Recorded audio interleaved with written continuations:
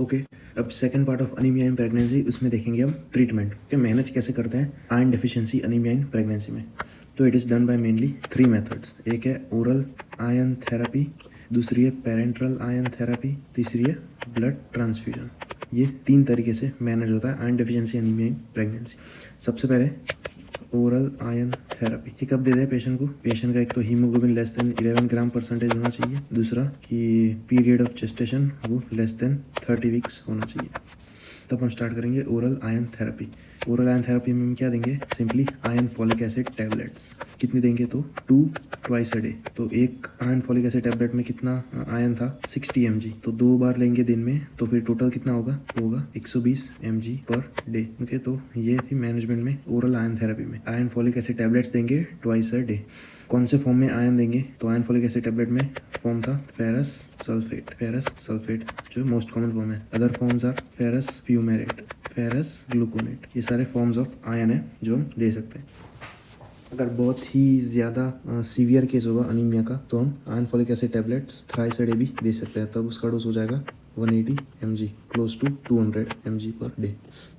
Anaemia treat करते time हमारा target haemoglobin क्या होना चाहिए? टारगेट हीमोग्लोबिन होना चाहिए हमारा 11 ग्राम परसेंटेज के 11 ग्राम परसेंटेज, वो हमारा टारगेट हीमोग्लोबिन होना चाहिए। अब जब हम आयरन थेरेपी स्टार्ट करेंगे तो हीमोग्लोबिन कितने लेवल से इंक्रीज होगा, मतलब कितनी स्पीड से इंक्रीज होगा? तो वो है it increases eight the rate of 0.7 gram per decilitre per week. Okay, और ये एलिवेट होना स्टार्ट होता है आफ्टर 3 वीक्स। After 3 weeks. तो सपोज कोई 22 वीक प्रेग्नेंट फीमेल है, उसका HB आया था 8 ग्राम परसेंटेज। तो हमने ओरल आयरन थेरेपी स्टार्ट की। हमने क्या दिया? 2 आयरन फॉलिक एसिड टैबलेट्स देनी स्टार्ट की।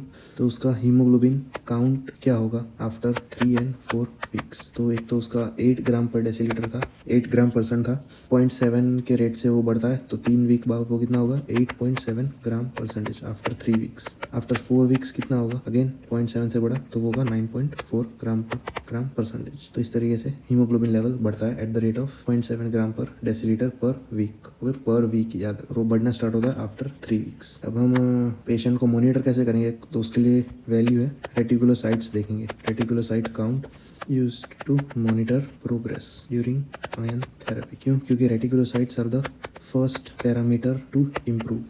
फर्स्ट पैरामीटर टू इम्प्रूव, तो इसलिए हम उसे एज अ टूल यूज़ करते हैं to monitor the progress during iron therapy.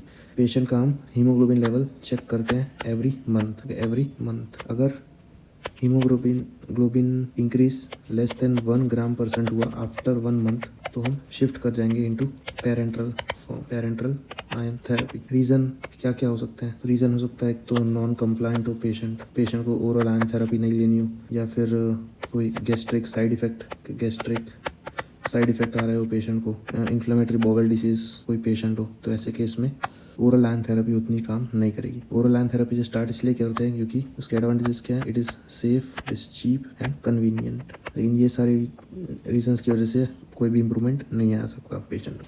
हमने देखा है अगर इम्प्रूवमेंट नहीं आ रहा हो तो क्या करेंगे वो देखा, लेकिन अगर इम्प्रूवमेंट आ रहा होता है, कंप्लायंट पेशेंट जो होते हैं उनमें अगर इम्प्रूवमेंट आ रहा होता है, तो हम तब तक आयरन फॉलिक एसिड टैबलेट्स देंगे ट्वाइस अ डे, जब तक उनका हीमोग्लोबिन 11 ग्राम परसेंटेज, जो कि हमारा टारगेट हीमोग्लोबिन था, तब तक अगर नहीं पहुंच जाता तब तक हम ट्वाइस अ डे देते रहेंगे। एक बार अगर ये पहुंच जाए तो उसके बाद हम iron folic acid tablet once a day कर देंगे, दिन में एक बार। ये कब तक करेंगे? Till 180 days after delivery to replenish the stores after the delivery. तो ये थी ओरल आयरन थेरेपी। अब दूसरी है पेरेंट्रल आयरन थेरेपी, जिसमें हम आयरन देंगे थ्रू इंट्रावेनस रूट। सबसे पहले इसके इंडिकेशंस क्या क्या होंगे? तो इंडिकेशंस में एक तो नॉन कंप्लायंट पेशेंट हुआ, तो दूसरा नॉन टॉलरेंट पेशेंट जो ओरल थेरेपी लेना ही नहीं चाहता हो, या फिर जिसको नोजिया, वोमिटिंग, डायरिया, दूसरे गैस्ट्रिक साइड इफेक्ट्स आ रहे हो। थर्ड है अगर पेशेंट को सीवियर अनीमिया हो। सीवियर अनीमिया कितना था? Less than 7 gram percentage in third trimester less than 34 week. Severe anaemia हो इन थर्ड ट्राइमेस्टर, तो हम डायरेक्टली स्टार्ट करेंगे पेरेंट्रल आयरन थेरेपी, क्योंकि ओरल नहीं देंगे। एडवांटेज क्या होता है ऑफ पेरेंट्रल आयरन थेरेपी? एक तो ये नॉट पेशेंट डिपेंडेंट, पेशेंट को याद करके ओरल टैबलेट लेनी पड़ती है, वैसा नहीं होता। लार्ज डोज अगर हमें देने हो तो हम दे सकते हैं। दूसरा, there is no gastric side effect like nausea, vomiting, diarrhoea etcetera. हम IBD पेशेंट को भी दे सकते हैं, या फिर कोई माल अब्जॉर्प्शन सिंड्रोम वाला पेशेंट हो उसमें भी दे सकते हैं। कॉम्प्लिकेशंस क्या क्या होगी? एनाफाइलेक्टिक रिएक्शन हो सकते हैं। एनाफाइलेक्टिक रिएक्शन, आयरन टॉक्सिसिटी हो सकती है, लोकल थ्रोम्बोफ्लेबाइटिस डेवलप हो सकता है at the site of infusion. ये सारे कॉम्प्लिकेशन। कॉन्ट्राइंडिकेशन क्या होंगे? एक, सपोज अगर पेशेंट को कोई क्रॉनिक लीवर डिसीज़ है। दूसरा, अगर कोई भी एक्टिव इन्फेक्शन है बॉडी में, या फिर patient has a history of anaphylactic reaction. ये सारे कॉन्ट्राइंडिकेशंस होंगे। इंपॉर्टेंट है, याद रख। अब हम कौन से फॉर्म में देंगे आयन ड्यूरिंग पेरेंटल थेरेपी? तो फॉर्म्स है, तो है आयन डेक्स्ट्रान, आयन डेक्स्ट्रान। दूसरा ion sucrose, it is most commonly used, most commonly used. Third है फेरिक कार्बोक्सीमाल्टोस, फेरिक कार्बोक्सीमाल्टोस। ये बेस्ट है लेकिन एक्सपेंसिव है, इसलिए नॉर्मल रूटीन में ये नहीं देते। बेस्ट क्यों है? क्योंकि इसमें कोई भी टेस्ट डोज करना नहीं पड़ता, और ये ज़्यादातर पेशेंट में कोई भी साइड इफ़ेक्ट भी नहीं देता, इसलिए हम, लेकिन ये एक्सपेंसिव है इसलिए हम नॉर्मली देते हैं आयन सुक्रोज।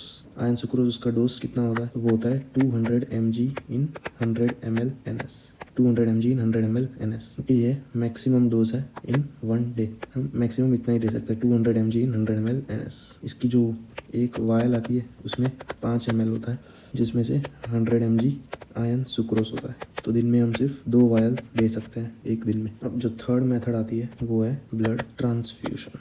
और एक चीज़ कॉन्ट्राइंडिकेशन में पता नहीं रहेगी, first trimester and thalassaemia major, ये भी कॉन्ट्राइंडिकेशन है। तो फर्स्ट ट्राइमेस्टर में हम पेरेंटल आयन थेरेपी नहीं देंगे, और कोई थैलेसीमिया मेजर का पेशेंट होगा उसमें भी पेरेंटल आयन थेरेपी नहीं देंगे। इसमें भी जो हीमोग्लोबिन इंक्रीज होता है वो भी सेम रेट में ही होता है, after 3 weeks at the rate of 0.7 gram per decilitre per week.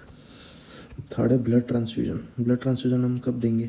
Any gestational age, अगर haemoglobin level less than 5 gram per percentage हुआ, then it is a pure indication of blood transfusion. अगर less than 5 gram percentage हुआ तब हम सीधा blood transfusion देंगे। दूसरी indication है severe anaemia which is less than 7 gram percentage after 34 weeks, okay, in third trimester, वो भी इंडिकेशन है ऑफ ब्लड ट्रांसफ्यूजन।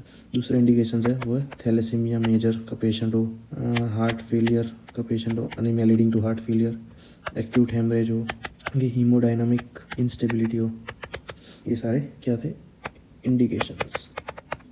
ओके, अब मैं सिंपल एक चार्ट बता देता हूँ। मैनेजमेंट ऑफ अनीमिया, मतलब कौन से मेथड से हम ट्रीट करेंगे according to severity and period of gestation. तो अनीमिया का पेशेंट आया, अगर माइल्ड टू मॉडरेट अनीमिया होगा या फिर severe anaemia. Mild to moderate anaemia होगा तो उसमें हम पहले जेस्टेशनल एज देखेंगे। अगर वो लेस देन 34 वीक्स है तो हम पहले स्टार्ट करेंगे ओरल आयन थेरेपी, ओरल। अगर मोर देन 34 है तो पेरेंटल। अगर ओरल स्टार्ट करने के बाद भी इम्प्रूवमेंट नहीं आता या फिर नॉन कंप्लाइंट पेशेंट है तो उसमें हम शिफ्ट कर जाएंगे इनटू पेरेंटल। फिर सीवियर अनीमिया में, सीवियर में अगर लेस देन 5 ग्राम परसेंट लेवल होगा हीमोग्लोबिन का तो ऑब्वियसली डायरेक्ट ब्लड ट्रांसफ्यूजन। अगर 5 to 7 होगा हीमोग्लोबिन लेवल तब हम देखेंगे वापस जेस्टेशनल एज। अगर लेस देन 34 वीक, सॉरी, अगर more than 34 week then blood transfusion, अगर less than 34 week then parenteral. Okay, simply याद रखना, अगर जेस्टेशनल एज कम होगी तो हम ओरल फिर पेरेंटल देंगे। अगर जितनी जेस्टेशनल एज या फिर डिलीवरी से जितना नज़दीक होगा उतना ही हमें ज़्यादा रैपिडली इंप्रूव करना होगा हीमोग्लोबिन को, तो हम देंगे डायरेक्ट ब्लड ट्रांसफ्यूजन। एक चीज़ बतानी रहेगी, जब हम ब्लड ट्रांसफ्यूजन देते हैं तो एक जो पैक्ड सेल ट्रांसफ्यूजन होता है तो हम दिन में सिर्फ एक ही देंगे, और वो हीमोग्लोबिन कितना बढ़ाएगा? It will increase haemoglobin by 1 gram percentage. Okay, तो हम दिन में एक ही दे सकते हैं और वो हीमोग्लोबिन कितना इंक्रीज करेगा? It will increase by 1 gram percentage. इसमें एक्सेप्शन कौन कौन से है? एक्सेप्शन, अगर हेमरेज का पेशेंट हो, एक्यूट हेमरेज का पेशेंट हो तो हम एक से ज़्यादा भी पैक्ड सेल ट्रांसफ्यूजन देने पड़ सकते हैं। कि हेमरेज या फिर कंजस्टिव हार्ट फेलियर ये पेशेंट हो तो उसमें हमें मोर देन 1 PCD देने पड़ सकते हैं। बाकी नॉर्मली हम एक पैक्ड सेल ट्रांसफ्यूजन देंगे दिन में और वो इंक्रीज करेगा हीमोग्लोबिन बाय 1 ग्राम परसेंटेज। तो ये थी पूरी management of anaemia. Thank you.